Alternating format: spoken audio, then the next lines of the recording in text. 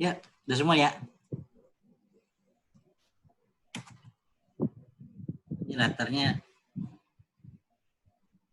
sangat kerumahan sekali. Oke, Mbak, ini satu lagi siapa yang belum ya? Mbak Ajeng, Pak. Mbak Ajeng belum masuk ya? Please. Ada pertanyaan atau yang ingin disampaikan? Belum? Sejauh ini aman-aman aja? Belum, Pak. Oke. Saya pengen share screen sebentar untuk buku yang kita pakai.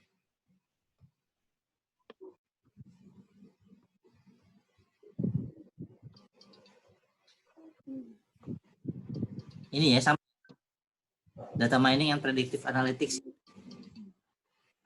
Sama, Pak. Ya. Di bagian data preparation udah pernah dibahas belum? Udah sampai chapter 4. Semua ini berarti ya? Udah. Data preprocessing. Exploratory data analysis sudah. Dimension reduction yang terakhir. Dimension reduction ini PCA. Sampai sini ya berarti ya? PCA. Ya. Ya, berarti yang belum semuanya ya, part 2, part 3 ke bawah. Belum. Sampai semua belum. Sampai chapter Classification. ya. Ya. Ini kalau kita bahas satu persatu, ada berapa chapter ya? Banyak. Banyak ya? Banyak, Pak. 32 chapter ya? 32 chapter, tapi kita cuma punya tinggal 8 pertemuan. Mau bahas ya? Enggak ya, kita nggak bahas semua chapter. Tadi kita pilih aja, kira-kira chapter mana yang cukup krusial dan kritikal untuk kita diskusikan di kelas di sini. Dan mudah-mudahan bisa kita bahas dari sisi baik itu teorinya maupun prakteknya bisa kita bahas sedikit-sedikit. Ini yang 2, 3, 4 belum semua. Udah kali kan, bukannya udah bahas association rule ya? Kemarin cuma perkenalan aja gitu sih Pak, bahwa data mining tuh ada association rule, ada classification, ada clustering, tapi belum sampai ke dalam association rule-nya. Iya. Atau yang mungkin satu pertemuan satu part, bisa nggak ya? Satu association rule satu association rule sih cuma satu chapter sih. Tapi kalau clustering banyak. Ada hierarchical k-means clustering, ada cohonent, ada Birch clustering, measuring cluster goodness. Ini bisa dilihat kan ya tampilannya ya? Muncul ya? Iya, bisa. Bisa. Siapa? Bisa. Klasifikasi udah bahas, klasifikasi juga belum ya? Belum. Belum juga? Belum. K-nearest, KNN, ada decision tree, neural network, logistic regression yang pernah dipakai sama Mbak Iren tadi, naive bias, dan bagaimana kita mengevaluate teknik-teknik tersebut, bagaimana kita mengevaluasi mana yang lebih baik antara KNN, antara neural network, antara naive bias dan metode-metode tersebut. Kita evaluasi mana yang lebih tepat, bagaimana cara mengevaluasinya dibahas di chapter 15. Ada juga chapter 16 cost benefit analysis. Buat apa ya? Untuk cost benefit analysis ini umum tambahan sih kayaknya. Cost benefit analysis for trinary and k-nary classification model. Nah, ini pengayaan biasanya, emang nggak terlalu dibahas. Bisa dibaca-baca sendiri. Clustering, association rule, further topics, ada apa di sini? Udah sempat diintip belum bukunya? Belum sampai semua. Drawdown buku-bukunya sih Pak. Cuma soalnya kan Bu Isti itu langsung dari PPT yang dia bikin sih. PPT-nya juga dari buku kan? Iya betul, PPT dari buku. Iya betul. Langsung aja dikepoin bukunya. Di part ke-8 ini ada case study ya, predicting response to direct mail marketing. Nah, di case study ini lumayan cukup gamblang membahas kayak summary-nya gitu loh. Jadi summary dari chapter 1 sampai chapter ke 26 ya tadi ya. Jadi sampai chapter akhir Tapi ini didemonstrasikan mulai dari bagaimana bisnis understanding-nya, bagaimana kita memahami bisnis, situasi bisnis yang dijadikan sebagai studi kasusnya, bagaimana kita memprepare datanya. EDA itu apa EDA? Story data analysis. Ya, bagaimana kita mengeksplor data kita, menganalisis data kita secara eksploratif, exploratory, karakter data kita. Tadi ya, karena memang keenakan keunggulan data mining, penelitian data mining adalah datanya kita udah pegang di awal. Karena memang, nah kalau kita belum punya datanya, tapi kita pengen ini, ya memang mungkin idenya mungkin kita punya ide apa nih, terus kita cari datanya. Tapi ketika kita propose sebagai sebuah tema atau topik penelitian, biasanya datanya kita udah punya bayangan nih. Oh, kita udah punya data ini, yang jumlah datanya segini, barisnya, dan kolom-kolom variabel yang bisa kita gunakan adalah kolom ini, sehingga kita bisa gunakan ini. Bisa gunakan teknik clustering, atau bisa kita gunakan teknik klasifikasi, atau association rule, dan lain sebagainya. Makanya bisa di tahap yang pertama, dia contohnya kalau di sini direct mail marketing, ya, bisa dibaca di sini, dia pengen mempredik respon to direct mail marketing. Zaman dulu banget ya, masih pakai mail ya. Direct mail marketing itu apa ya? Pakai direct mail. Surat ini ya, surat apa email? Surat ya? Dibahas ya. Kris DM udah ya? Ya udah Pak. Udah sampai. Ya. Sudah Pak. Pastikan fase-fase ini mulai dari business understanding, data understanding, preparation, modeling, evaluation, sama deployment. Nggak sampai sini, nggak sampai deployment, minimal sampai tahap evaluasi. Biasanya penelitian kita yang pakai data mining nggak cuma pakai satu metode atau satu teknik aja. Tekniknya sama-sama clustering, tapi metodenya bisa jadi tiga metode atau tiga algoritma yang dipakai, tiga model yang dipakai. Misalnya dia klasifikasi, tadi contohnya klasifikasi resiko untuk asuransi ya, premi asuransi, nasabah asuransi, mana yang beresiko high risk, mana yang medium, mana yang low risk. Itu pakai metode, yang satu pakai neural network, satu pakai misalkan decision tree atau logistic regression. Nah, tiga metode yang berbeda dievaluate sama dia. Mana yang lebih bagus performanya, mana yang lebih akurasinya lebih tinggi, mana yang prediksi lebih tepat akurasinya, lebih cepat atau lebih bagus. Itu dianalisis di tahapan sampai tahapan evaluasi biasanya. Deployment-nya mungkin enggak, karena kan memang tataran penelitian kan cuma sampai evaluasi ya. Deployment-nya udah lebih ke arah praktikal, implementasi, yang itu mungkin bisa dipakai setelah tesis selesai mungkin. Tapi yang biasanya sih mulai dari business understanding sampai dengan evaluation phase itu yang dijalankan untuk penelitian, sebuah penelitian di tesis. Nah, di chapter ke-8 ini, bagusnya buku ini dijelasin nih. Semua tahapan ini dijelasin dalam 4 chapter ini. 29, 30, 31, dan 32. Dari awal banget, memahami bisnisnya, memahami datanya. Yang kedua, baru dia pakai clustering dan PCA. Jadi di clustering dulu, dan di PCA dulu. Yang ketiga, baru dia pakai klasifikasi nggak ya dia? Nggak ya kayaknya. Clustering doang ya, clustering sama PCA ya. Oh iya, ada juga yang pakainya hybrid. Beberapa metode yang kemarin ada yang pakainya hybrid. Hybrid itu gabungan. Campuran, gabungan. Lebih dari satu teknik. Jadi ada clustering dulu baru di klasifikasi. Ada yang seperti itu. Jadi datanya sama dia, karena dia belum ada ide, dia mau membagi menjadi berapa kelas, masih unsupervised, sama dia di clustering dulu aja. Siapa tahu ada pattern yang bisa kelihatan dari, ada cluster yang bisa terbentuk dari data yang dia punya, sehingga cluster ini baru nanti dilanjutkan dengan klasifikasi. Atau sebaliknya, dibalik lagi di klasifikasi dulu baru di clustering. Kadang beberapa ketika dia melakukan research gap analysis, ketemunya di sana. Jadi trennya untuk meningkatkan performa dari model prediksinya, dia menghybridkan beberapa teknik atau beberapa metode, sehingga hasilnya lebih akurat. Jadi ketika memprediksi sesuatu yang sudah tercluster dengan baik, itu kan hasilnya jadi lebih baik daripada kita memprediksi atau mengklasifikasi sesuatu yang belum tercluster. Salah satunya seperti itu. Kalau nggak salah ini penelitiannya Mbak ini namanya siapa ya? Saya lupa ya namanya. Ya angkatan 2 tahun sebelumnya lah, yang tentang keuangan inklusif.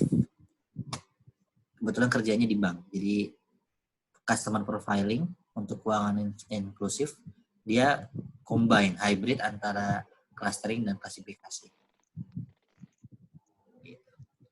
Di chapter yang terakhir ini bisa terutama nanti untuk di akhir-akhir bisa dipahami lebih lanjut step by step-nya dari awal sampai dengan akhir, bagaimana cara melakukan tahapan-tahapan data mining-nya. Ada pertanyaan?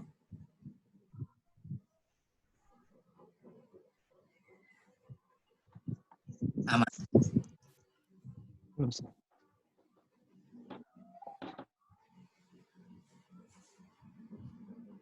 Halo? Ya. Belum Pak, belum ada pertanyaan. Oh, ya, mungkin harus dibaca dulu memang sih Pak. Bagusnya sih gitu Pak. Caranya sebelum kita kelas ada sedikit yang udah diintip-intip materinya. Jadi pas kita bahas di sini kita udah mulai diskusi lah, udah banyak diskusi banyak tentang beberapa hal. Gitu. Mungkin kalau kita lihat dari status per hari ini, kita akan masuk nanti mulai minggu depan ya, part 2 ke belakang. Tapi yang ini kayaknya nggak terlalu ya. Univariate Statistical Analysis kan baru part 2 kayaknya pengayaan juga deh. Iya nggak sih? Tadi yang dari statistik siapa? Ya, betul Pak. Mbak siapa yang statistik? Ajeng. Mbak Ajeng ya? Mbak Ajeng belum nongol lagi? Ada. Oh ada? Mute, Jeng. Oh ya. Ya ini kan ke yang statistical analysis sebenarnya udah belajar di pelajaran statistik ya. Univariate, multivariate, simple linear regression kayaknya nggak perlu diajarin lagi, multiple regression. Walaupun nanti multivariate statistik mungkin akan diajarin semester depan, bukan mungkin iya, akan diajarin semester depan karena emang ada mata kuliahnya multivariate analisis ya, MDA, multivariate analisis. Tapi kita bisa skip part 2, jadi mungkin bisa kita dalami langsung ke bagian yang klasifikasi. Association Rule 3 ini aja sih paling. Dan bagaimana cara kita membandingkan atau mengevaluasi metode-metode tersebut. Gitu sih. Ya. Klasifikasi. Minggu depan bisa kita mulai mungkin dari klasifikasi. Nah, kita akan coba lihat beberapa metode dari klasifikasi yang memang sering digunakan untuk mengklasifikasi. KNN, decision tree, neural network, dan sebagainya. Bisa dibahas mulai. Tapi udah dibahas kan ya? Sekilas sudah dibahas sama Bu Isti ya? Iya, buat perkenalannya gitu udah dibahas. Text mining, pernah dengar text mining? Pernah Pak. Pernah dibahas juga belum? Tentang text mining. Sempat disinggung sih Pak tentang text mining. Sempat, tapi belum terlalu mendalam juga ya? Belum.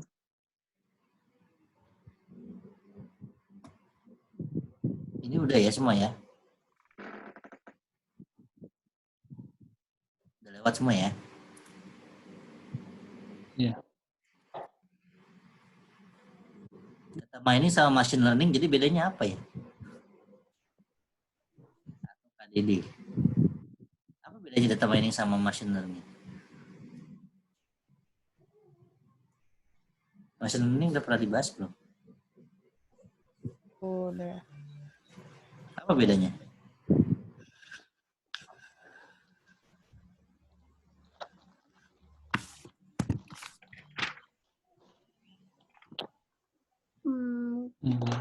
Menurut saya sih Pak, data mining itu dia karena dia mining berarti dia datanya harus dalam jumlah yang besar Pak. Jadi kita menganalisis data dalam jumlah yang besar. Kalau machine learning itu lebih ke tools-nya gitu. Jadi machine learning merupakan tools yang dipakai supaya mesinnya bisa belajar dari datanya gitu Pak. Jadi sebenarnya mereka berhubungan juga Pak. gitu. Melengkapi. Data mining sama machine learning lebih spesifik mana?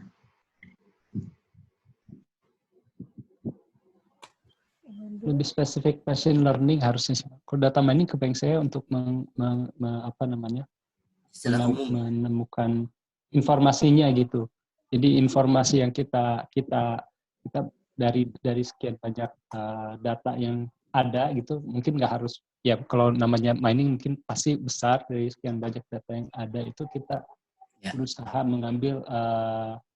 mengambil informasi yang memang kita butuhkan gitu Pak. Itu untuk dari sisi data miningnya. Sedangkan kalau misalnya machine learning-nya sendiri itu kebayang saya itu udah di tahap yang setelahnya ya dari data mining gitu Pak.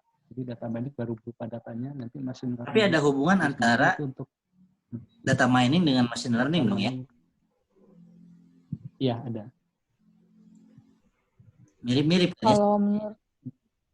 Kalau menurut saya sih, kalau data mining sih lebih ke proses nge-mining data, jadi how to step by step-nya, modelingnya, segala macam, sampai tahap evaluasi itu sendiri. Sedangkan machine learning itu lebih ke, kita udah tahu how to mining data, kita nyuruh mesin untuk nge-mining data itu. Jadi bukan kita lagi yang mining data, tapi kita sudah ngajarin mesin untuk mining data, untuk mempelajari data itu bisa ngeluarin apa sih, gitu.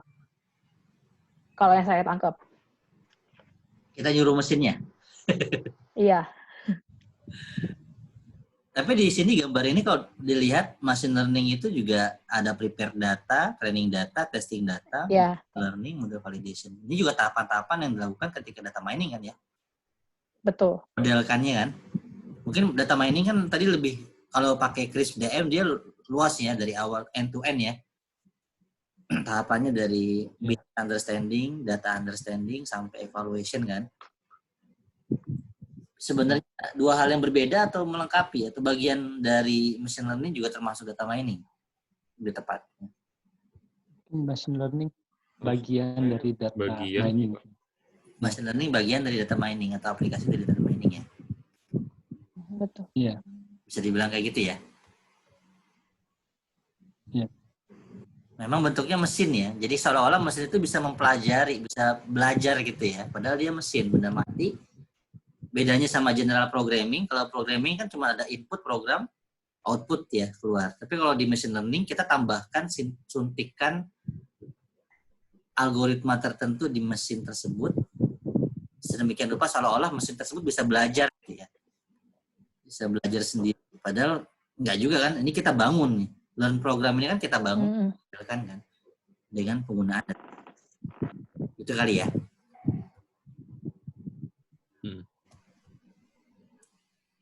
Ada lagi istilahnya data science, science data. Istilahnya banyak loh. Atau data analytics. Slide ini udah pernah dibahas belum? Pernah Pak. Belum. Gambar yang ini Pak, atau ini gambarnya yang tentang ini ya, apa namanya, business understanding, data preparation. Ini. CRISP DM itu. Iya, yang CRISP DM. Kalau yang CRISP DM sih sudah pernah dibahas. Pernah dibahas Pak, pernah disampaikan.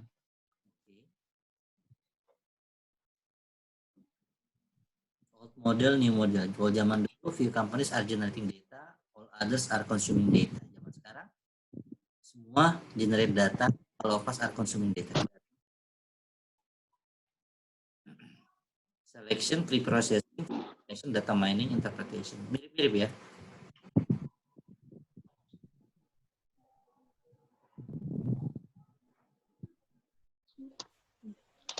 Ini juga dibahas ya. Saya share review sedikit ya, yang sudah, yang belum. Supervise sama sudah clear ya.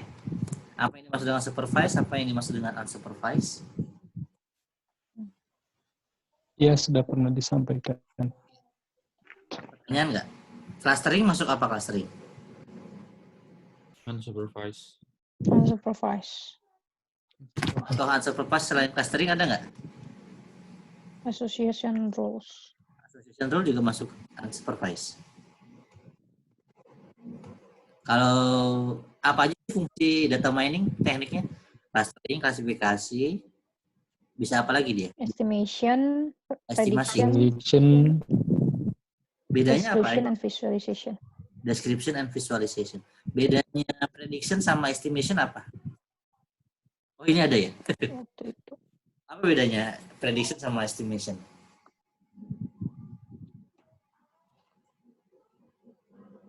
Sebentar.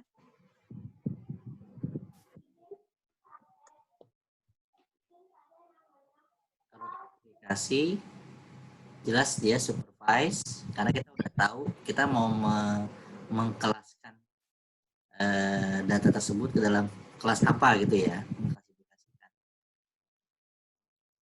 Examining the feature of a newly presented object and assigning it to one or a predefined set of classes. Maka disebutnya supervised learning. Estimasi sama prediksi kan sering orang ngomong saya estimasi, saya prediksi, mirip-mirip ya artinya ya seolah-olah ya. Tapi ternyata beda. Kalau untuk konteks data mining, estimasi sama prediksi itu punya definisi yang berbeda. Apa bedanya? Kalau estimation dia skala data interval rasio gitu Pak. Kalau prediksi dia kurang gede suaranya. Kalau estimation itu buat data dengan skala interval rasio. Kalau prediction dia data kategorikal. Jadi kalau yang udah ada kelas-kelasnya kayak klasifikasi gitu, itu kita bisa prediknya pakai hasilnya jadi prediksi.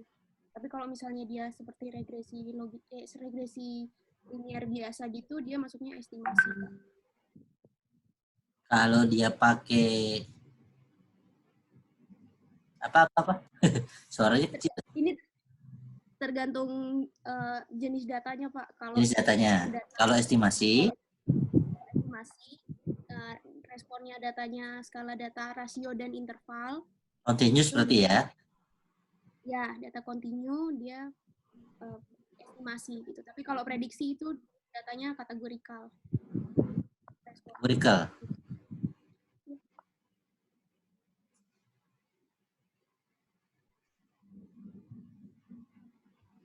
Ada yang punya jawaban lain?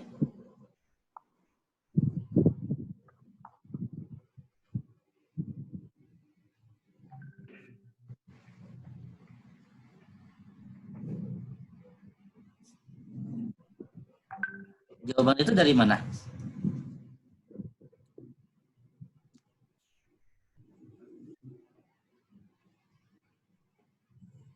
Beda estimasi sama prediksi. Kalau tadi jawabannya, tadi siapa yang jawab? Mbak Ajeng ya? Estimasi itu untuk continue, prediksi itu untuk kategorikal gitu ya, atau discrete ya. Iya. Ada yang ingin memiliki pandangan lain barangkali? Atau setuju? Bedanya estimation sama prediksi. Suka ditanyain nih, Pak Sudi.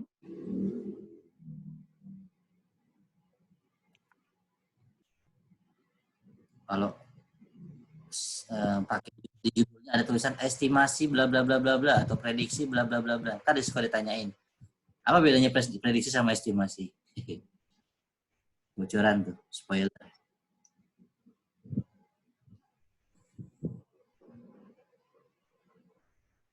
Estimasi.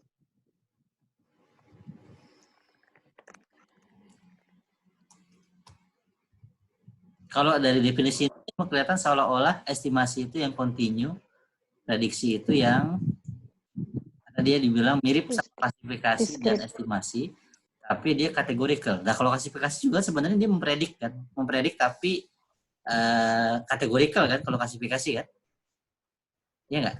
Bukannya justru yang klasifikasi yang kategorikal, estimasi yang continue, tapi prediksi mirip sama klasifikasi dan estimasi kecuali recordnya are classified according to some predicted future behavior or estimated future value. Nah ini loh.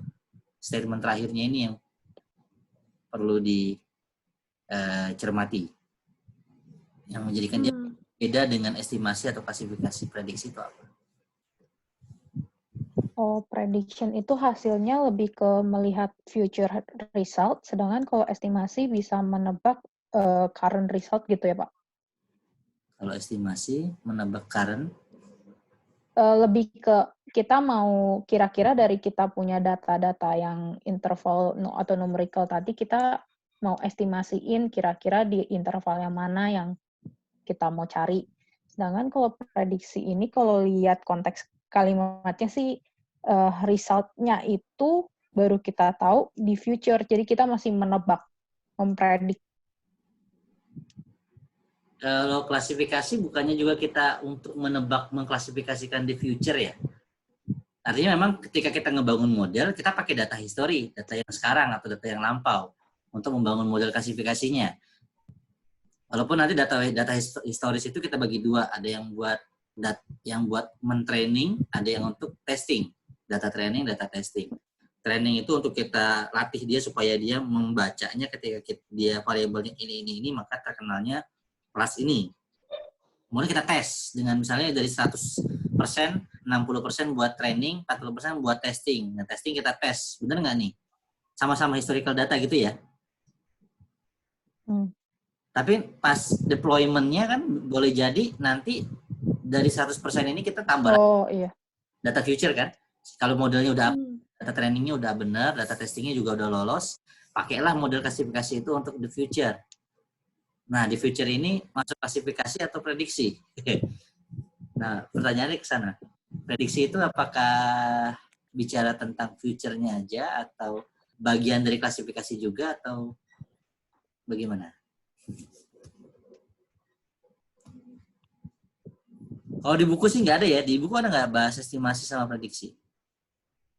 Ada Pak, di bab 1 Pak. Ada, estimation sama prediction. 1.6. 1.6. Dia bahasnya gimana? Kalau association rule udah cukup jelas ya. Affinity grouping ya. Sekilas.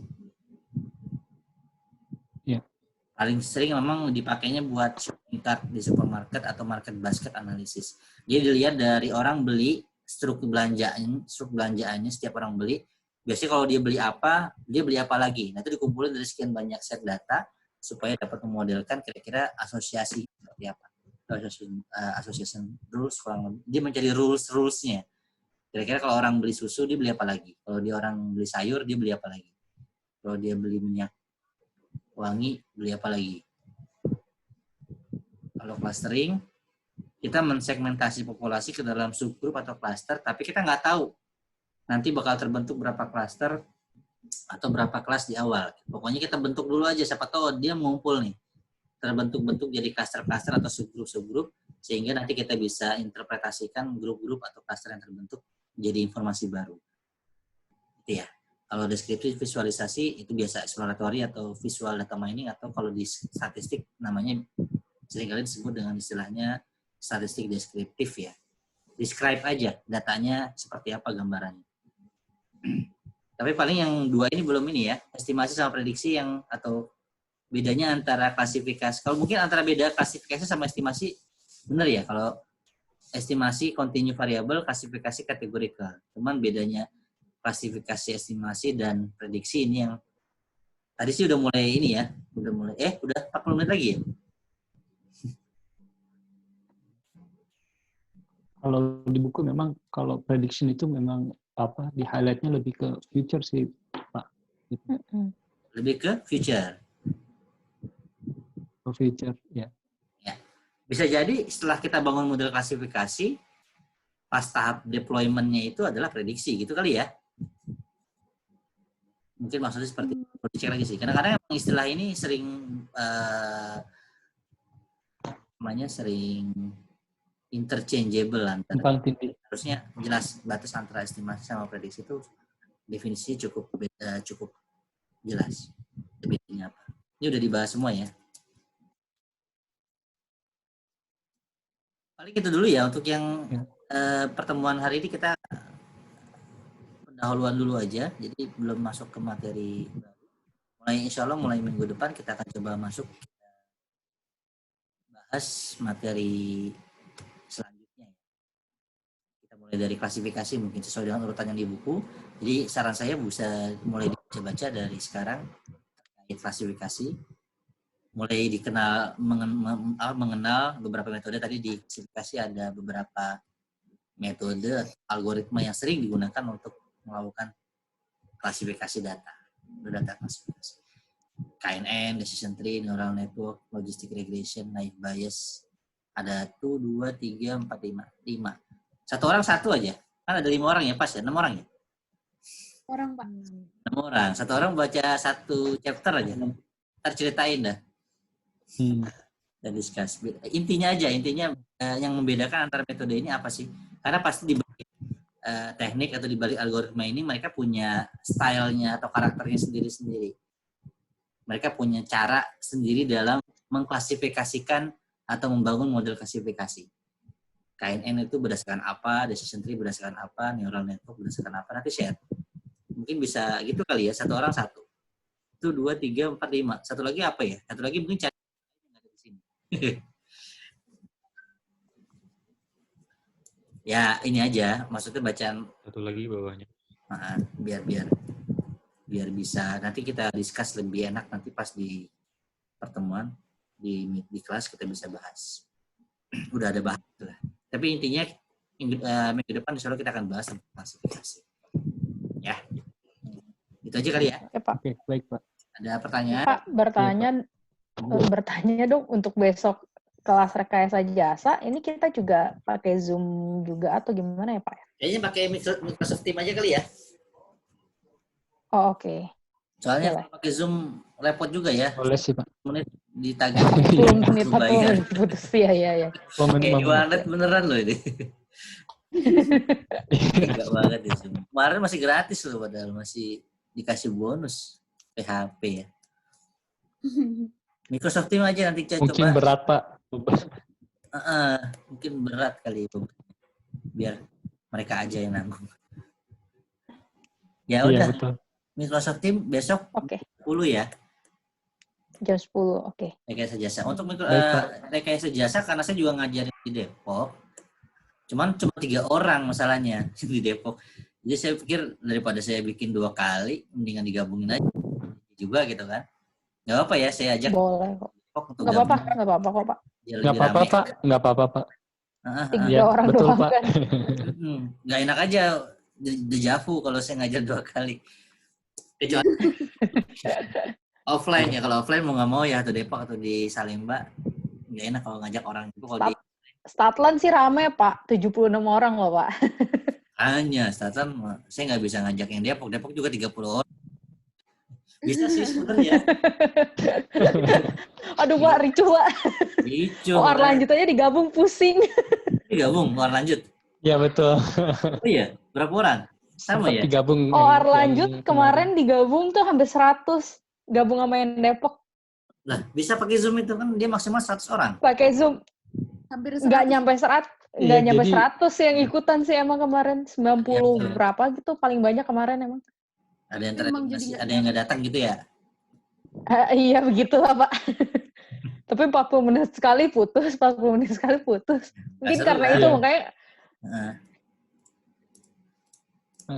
Dan jadinya nggak selesai-selesai, Pak. Udah tambah lagi. Kepotong terus pada saat diskusi, Pak. Jadi ngegantung kan. Nggak tahu itu ya. Saya dapat cerita ada yang sampai 3 jam kuliahnya. Itu siapa ya? OR lanjut sih kayaknya 3,5 jam sih, Pak, kemarin.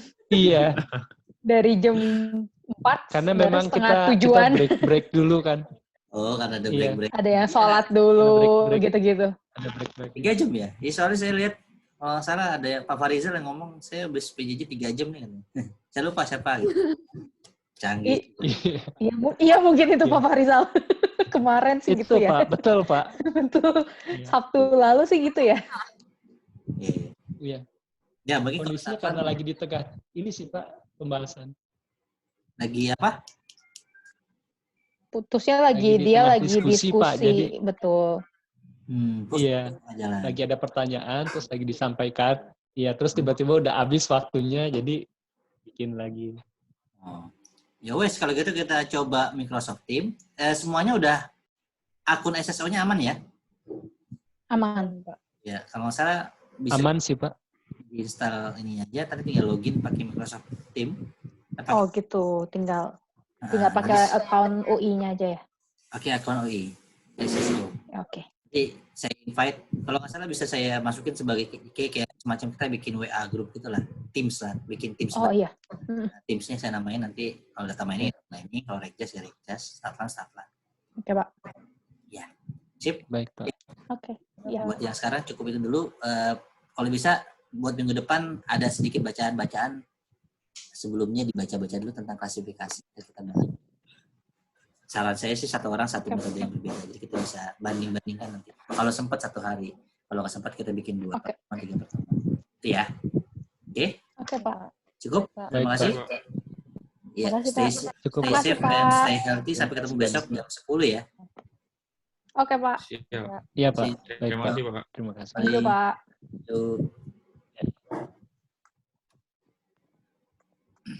Belum mati.